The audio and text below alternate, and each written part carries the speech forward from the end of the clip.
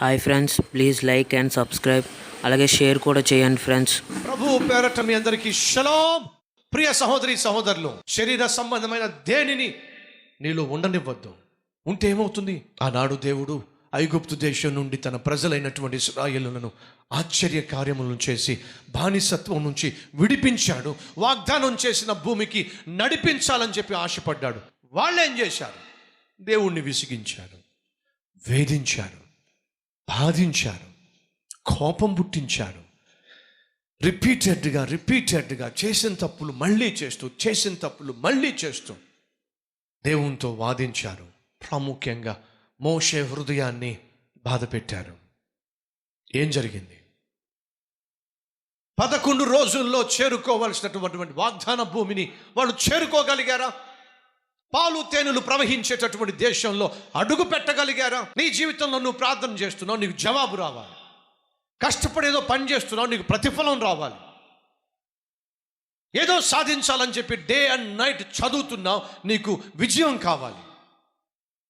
కానీ అదేమిటో, ప్రార్థన చేసిన జవాబు రావటంలా, ప్రయత్నాలు చేసిన ప్రతిఫలం చూడటంలా, కష్టపడుతున్న కష్టానికి తగినటువంటి ఫలితం రావటంలా, నీ జీవితంలో నువ్వు ఎక్కడ వేసిన గొంగలి అక్కడే ఉంటుంది. కారణం ఏమిటి? ఎందుకు జవాబు రావటంలా? ఎందుకు ప్రతిఫలం రావటంలా? ఎందుకు నీ బ్రతుకు ఉన్న చోటే మిగిలిపోయింది? ముందుకు సాగవలసిన నీవు, గమ్యాన్ని చేరుకోవలసిన నీవు ఎందుకో ఈరోజు ఎందుకు పనికి రాకుండా మిగిలిపోయావు? దేవుణ్ణి నిందిస్తావా? మోషేను నిందిస్తావా? చుట్టూ ఉన్నటువంటి పరిస్థితులు నిందిస్తావా? ఆ రోజు వాళ్ళు అదే చేశారు. మాకు కీరకాయలు జ్ఞాపకం వస్తున్నాయి, ఉల్లిపాయలు జ్ఞాపకం వస్తున్నాయి, బీరకాయలు జ్ఞాపకం వస్తున్నాయి అని చెప్పి దేవుణ్ణి అరణ్యములో బహుగా శోధించారు. ఏం జరిగింది? 11 రోజుల్లో వారు పొందుకోవలసినటువంటి వాగ్దాన భూమిని పొందుకోలేకపోయారు. 11 రోజులు పోయినాయి, 11 వారాలు పోయినాయి, 11 నెలలు పోయినాయి, 11 సంవత్సరాలు, 22 సంవత్సరాలు, 33 సంవత్సరాలు, 40 సంవత్సరాలు. చేరుకోవలసిన గమ్యానికి మాత్రం చేరుకోలేకపోయారు. కారణం, వారు శరీర కార్యాలను వారిలోనే ఉంచేసుకున్నారు. విసిగించే తత్వము, వేధించే తత్వము, బాధించే తత్వము, కోపము పుట్టించే తత్వము, దేవుణ్ణి శోధించే తత్వము, శరీర తత్వము వాళ్ళల్లో ఉండిపోయినప్పుడు దేవుడు ఆఖరికి ఏం చేశాడో తెలుసా? వాళ్ళను గమ్యస్థానానికి చేర్చలేకపోయాడు. తన బిడ్డలు ఆశించినట్టుగా జీవించినప్పుడు, తాను కోరుకున్నట్టుగా బ్రతకనప్పుడు, ప్రతిదానికి వెనుకంజ వేస్తున్నప్పుడు, విసిగిస్తున్నప్పుడు ఏం చేశాడు? దేవుడు ఏడ్చాడండి. ఆకాశమా ఆలకించు, భూమి చెవియొగ్గు. నా పిల్లలని చెప్పి వాళ్ళని గొప్పవాళ్ళు చేయాలని, వారిని హెచ్చించాలని నేనెంతో ఆశపడితే వాళ్ళు నా మీదే తిరగబడుతున్నారే. ఏడ్చాడండి. నూతన ఆల్బంలో నీ మనస్సే చాలునయ్యా అనే ఈ ఆల్బంలో ఒక పాట రాశాను. ఏడుస్తున్నాడేమో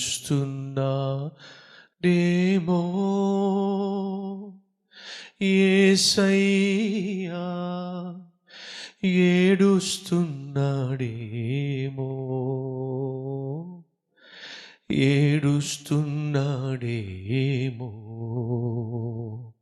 నేను రక్షించినందుకు, క్షమించినందుకు,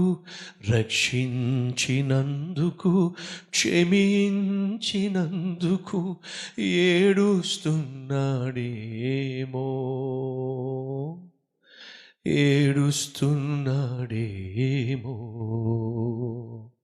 ఏడుస్తున్నాడేమో. నిన్ను చూసి యేసు ఏడుస్తున్నాడేమో. ఎస్, 11 రోజుల్లో విజయం సాధించి 11 రోజుల్లో గమ్యానికి చేరుకొని దేవుడు వాగ్దానం చేసిన వాగ్దాన భూమిలో వారు అడుగుపెట్టి సుఖ సంతోషాలతో వదిలాల్సినటువంటి ఇశ్రాయేలీయులు చేరుకోలేకపోయారే. సహోదరుడా, సహోదరి, నువ్వు ఏం చేయాలనుకుంటున్నావో, ఏ స్థితికి చేరాలనుకుంటున్నావో ఆ స్థితికి చేరాలంటే శరీర తత్వాన్ని పక్కన పెట్టు.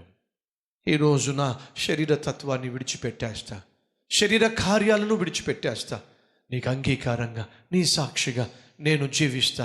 నా పాపమును ఒప్పుకుంటున్నా, విడిచిపెట్టేస్తున్నా, నన్ను కనికరించు నాయనా. ప్రార్థన చేసేవారు ఉంటే మీ హస్తాన్ని చూపిస్తారా? మహాపరిశుద్ధుడు అయిన తండ్రి, శరీర తత్వాన్ని ప్రభువా మాలో ఉండనిస్తే, దాపెట్టుకుంటే అది మాకే నష్టము, మాకే కష్టము. సూటిగా స్పష్టంగా తెలియచేశావు.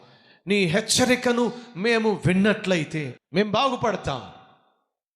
ఈరోజే స్వచ్ఛందంగా మమ్మును మేము నీకు అప్పగించుకుంటున్నాం. కనికరించు ప్రభువా, నీ చిత్తానుసారంగా జీవించుట మాకు నేర్పించమని యేసునామం పేరట వేడుకుంటున్నాం తండ్రి. ఆమేన్.